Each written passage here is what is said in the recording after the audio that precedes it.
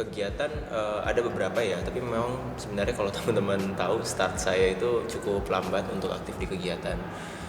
Tahun pertama kuliah itu saya nggak aktif di banyak kegiatan, aktifnya di kegiatan di barel, dalam tanda kutip nongkrong main.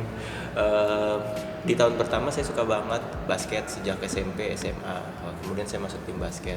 Pada waktu itu regenerasi di tim di RBC ya namanya, Reh Basketball Club itu nggak begitu bagus. Jadi dari angkatan 2 tahun di atas saya, di tahun berikutnya, di tahun kedua saya diminta untuk menjadi ketua RBC tersebut.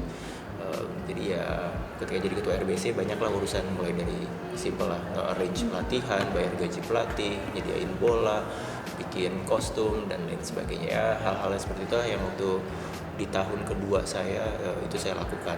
Sambil aktif di basket, ada beberapa kegiatan kepanitiaan yang saya ikuti. Saya tidak masuk ke dalam salah satu organisasi, tapi kepanitiaan yang diadakan dari organisasi-organisasi itu saya lakukan. Misalnya saya ikut IKOM meskipun saya bukan anggota ALSA. Ada diskusi-diskusi LK2 saya ikutin kepanitiaan di BEM meskipun saya bukan anggota BEM. Di situ saya mulai memiliki banyak kesempatan untuk me-assess dan mengukur diri, kira-kira apa sih interest saya, kegiatan-kegiatan mana sih yang paling saya tertarik, lingkungan mana yang paling saya tertarik. Lalu kemudian di tahun 2018, tahun kedua, dengan pengalaman sebagai ketua basket RBC, saya dapat amanah untuk jadi ketua PMBSO. Itu dulu divisi ya, pemberdayaan BSO. Jadi saya mengelola beberapa BSO yang ada di fakultas. Cukup banyak ya sebenarnya, ada belasan pada saat itu. Ada yang sempat mengajukan pembentukan BSO baru, kemudian kita memprosesnya. Ya, karena saya berangkat dari kemudian waktu itu saya pernah di ketua BSO basket. Sepertinya BEM perlu melakukan sesuatu yang lebih nih untuk memberdayakan BSO. Tidak hanya basket tapi juga BSO-BSO yang lain. Nah, habis itu baru kemudian saya running untuk wakil ketua BEM Fakultas Hukum. Tahun terakhir saya di wakil ketua BEM UI. Kira-kira itulah perjalanan karir saya, mulai dari kepedulian tentang basket, tapi ternyata ada bigger interest dan ada bigger area yang bisa saya lakukan.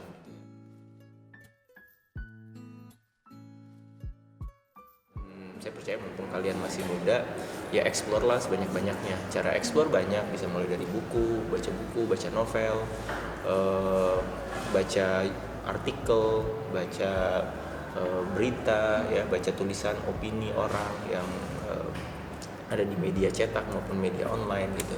Terus kemudian bisa nonton film. Ada beberapa film yang ada konten hukumnya di situ kan. Ada Law Abiding Citizen, ya kan. Kemudian ada serial, ada Suits, ada Boston Legal.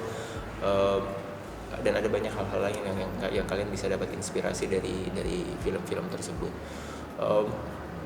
Atau kemudian ikut organisasi, ya, ikut organisasi, baik itu organisasi kampus maupun organisasi yang di luar kampus. Saya nggak mau mempromosikan salah satu organisasi ekstra kampus ya. Saya sendiri pun nggak ikut organisasi ekstra kampus, tapi paling nggak ada banyak kegiatan-kegiatan yang diadakan oleh organisasi, perkumpulan, asosiasi, komunitas di luar kampus sana yang mungkin itu bisa tertarik bagi kalian, dan itu mungkin jalan kalian nantinya. Kalau enggak ya cari lain, mumpung masih mahasiswa, nggak ada beban, nggak ada tanggungan. Kecuali ada beberapa batasan-batasan yang kalian miliki ya, misalnya mesti lulus cepat, lalu kemudian tapi kalau misalnya ada beberapa kesempatan dan kalian memiliki kebebasan untuk memilih, ya pilih aja, coba, jangan takut gagal. Saya sendiri background saya sebenarnya hukum perdata, tapi waktu aktif di MAPI saya banyak berinteraksi dengan isu-isu advokasi hukum, advokasi peradilan, yang kemudian memutuskan saya di setengah tahun terakhir sebelum lulus bergabung di MAPI, Masyarakat Pemantau Peradilan Indonesia. Di MAPI tersebut ya saya banyak kesempatan untuk ketemu orang-orang hebat, banyak kesempatan untuk riset langsung dan mendorong langsung kebijakan perubahan peradilan. Ya, dari situ saya memutuskan bahwa ya this is my passion, this is my concern, this is my interest. Ini yang mau saya lakukan ke depan. Ya udah, akhirnya sekarang saya malah mengajar di hukum acara.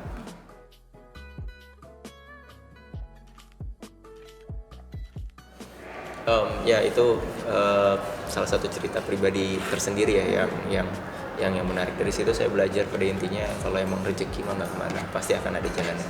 Jadi waktu setelah lulus sempat galau mau karir sebagai lawyer, praktisi atau sebagai researcher di MAPI. Tapi pada waktu itu saya memutuskan untuk tetap sebagai peneliti di MAPI FAUI dan melakukan kerja-kerja advokasi untuk reformasi peradilan. Karena pada waktu itu pertimbangannya sebenarnya pertimbangan dalam tanda kutip bisnis ya.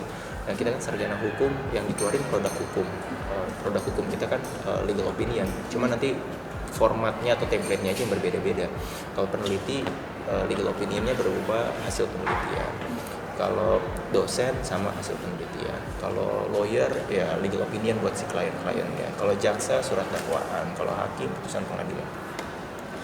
Yang kita jual kan si produk hukum itu. Nah, hitung-hitungan bisnisnya bahwa lulusan dari fakultas hukum itu banyak yang ingin terjun di private sector, jadi lawyer, corporate.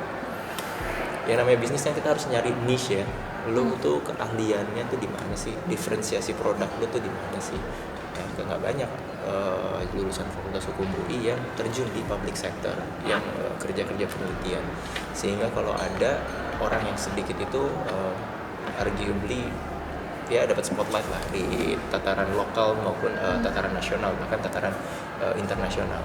Sebut saja Prof. Jimli, Mas Ahmad Santosa, Prof. Maria waktu jadi Hakim Mahkamah Konstitusi, ya kan.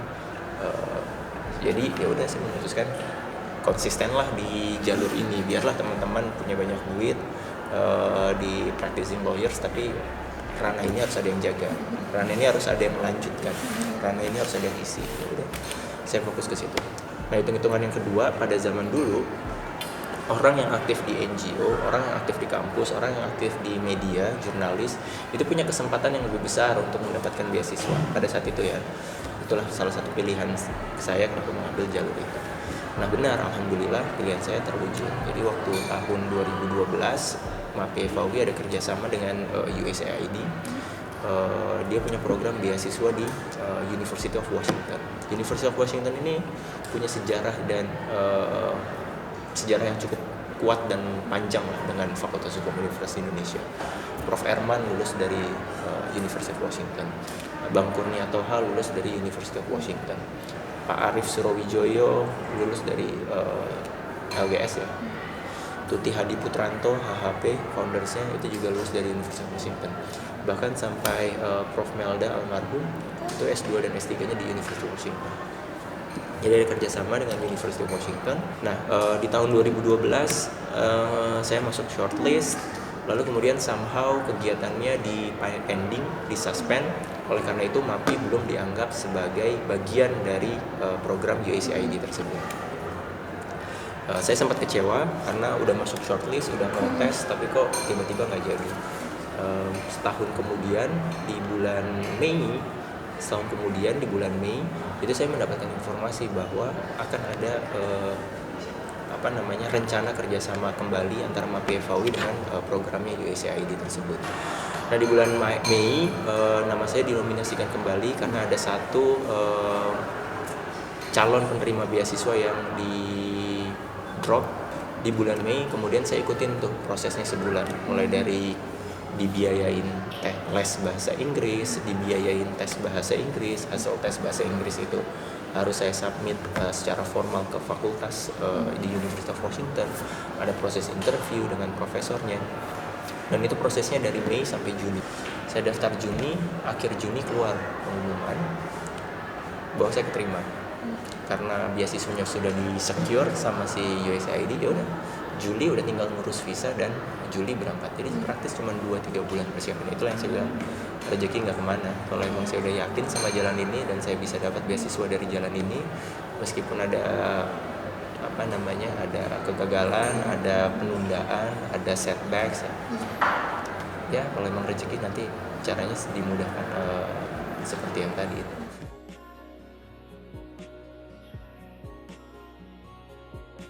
Ada beberapa hal yang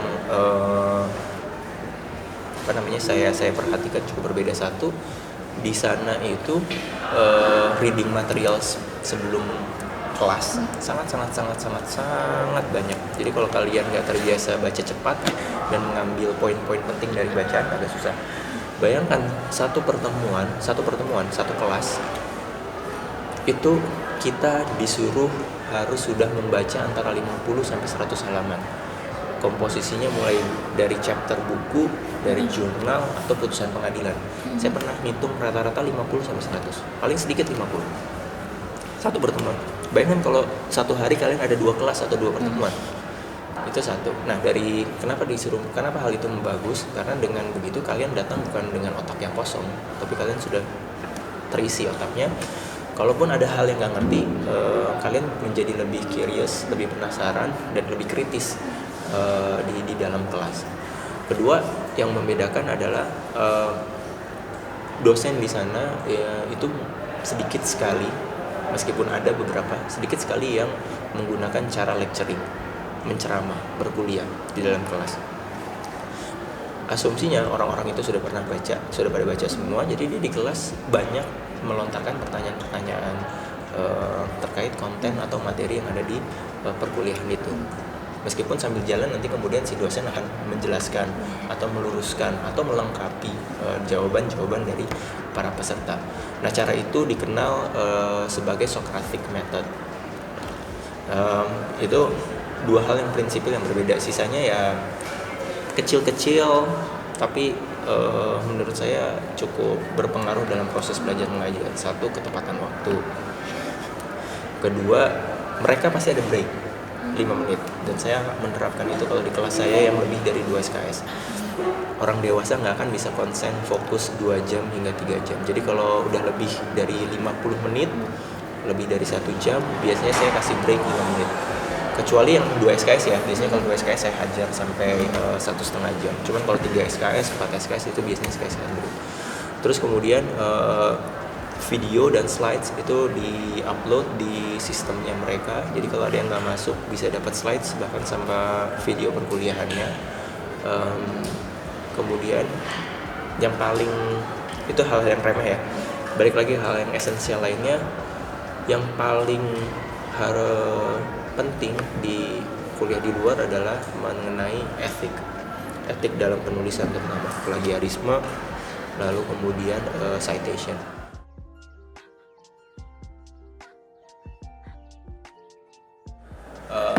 Pada waktu 2015, 2016, 2017 itu kesempatan saya untuk mengajar. Kenapa saya mau mengambil kesempatan itu untuk mengajar? Karena selama 4-5 tahun dari 2010 saya kan fokusnya ke penelitian, lalu kemudian advokasi kebijakan.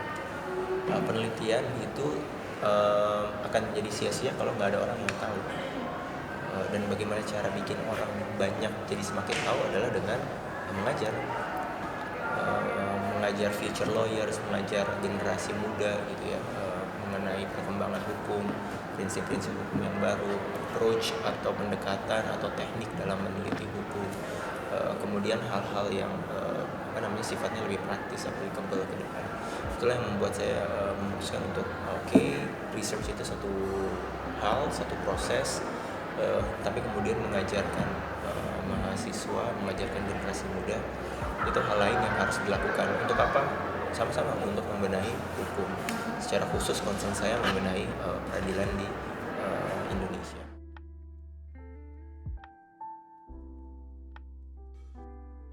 Ya, ada beberapa hal yang prinsipil gitu ya, yang terkait asas-asas hukum, baik itu yang umum maupun yang spesifik di perdata, pidana, pemacaran pidana, yang kemudian ya mengubah bagaimana saya bertindak, berperilaku. Ya misalnya standar misalnya mengenai asas legalitas. Asas legalitas itu kan intinya segala aturan itu bisa berlaku dan mengikat ketika sudah tertulis dan itu kemudian dikasih tahu ke orang.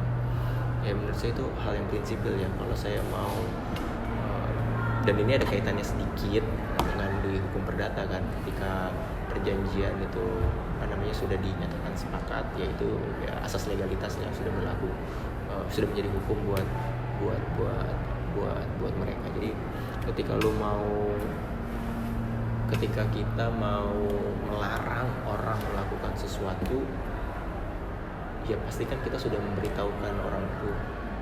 Jangan sampai ketika orang itu sudah melakukan, baru kita umumkan larangannya dan kita menghukum orang itu sebelum dia mengetahui hal tersebut. Lalu kemudian kita juga harus bertindak adil.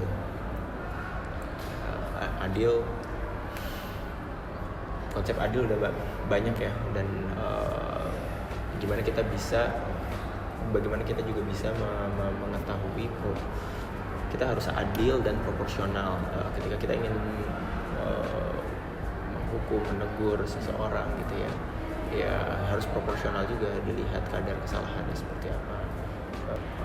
Lalu kemudian yang paling penting lainnya adalah ya itu integritas, profesionalisme, dan anti korupsi. Memang susah untuk melakukan hal itu di Indonesia secara sempurna gitu ya, tapi paling enggak mulai lakukan hal kecil-kecil dan pelan-pelan.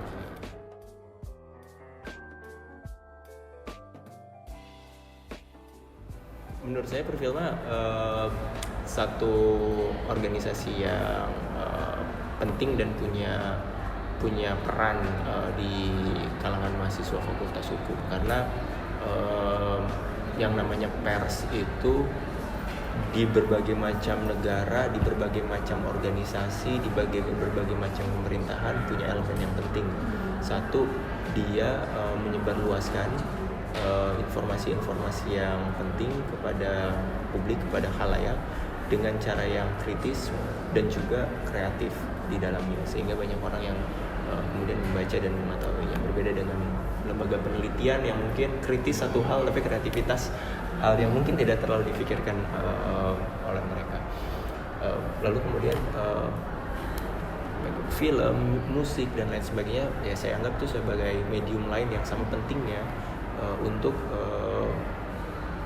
menjalankan tugas-tugas pers tersebut, ya, mempublikasikan informasi baik, penting, dan kemudian membuka hal-hal yang buruk agar hal itu bisa diperbaiki dan bisa ditingkatkan. Dan sekarang sebenarnya Perfilma kan mendapat tantangan yang cukup kuat ya di tengah industri 4.0. Hampir setiap orang bisa menjadi jurnalis, hampir setiap orang bisa menjadi content creator. Jadi gimana kemudian Perfilma perlu juga meningkatkan dan mengupdate approach, cara, kreativitas dan criticism dalam menulis suatu hal, dalam memproduksi suatu film atau memproduksi suatu musik yang kemudian menjalankan fungsi pers tadi.